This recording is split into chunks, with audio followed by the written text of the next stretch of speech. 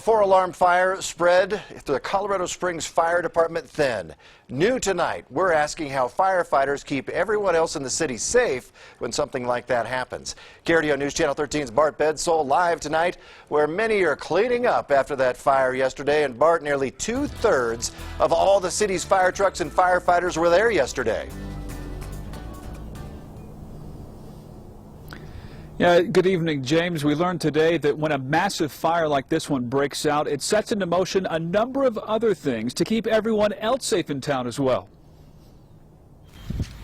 From the time the first truck arrived at the Quail Cove Apartments Tuesday afternoon, it was clear this wouldn't be easy. Engine 4 has arrived to a 3-story multiplex.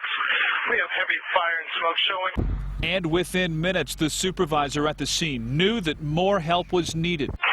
Let's go ahead and start a second alarm. The second alarm, followed later by a third and fourth. Each brought more resources to the scene. It also triggered what's called move-ups elsewhere. Which means they'll start repositioning apparatus throughout town from where they're still relatively densely packed to these areas that have now the holes opened up. So it's called backfill or move-up.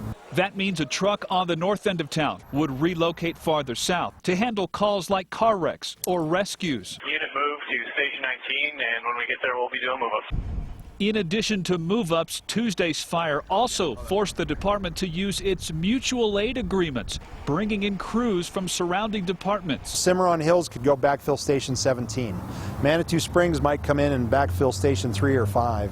Fort Carson might come up and backfill Station 4, and etc. The most obvious example of when those agreements were put to use was during the Waldo Canyon fire. At that time, almost all the city's resources were devoted to fighting that fire, and crews from as far away as Arvada and Wheat Ridge brought their trucks to fill in the gaps here in town. Battalion Chief Bird says the system uses a combination of GPS tracking and human intuition to evaluate the available resources and determine whether extra help is needed to ensure no one in town is left unprotected. If someone calls for help, we want to be able to arrive quickly and make a difference in what's going on.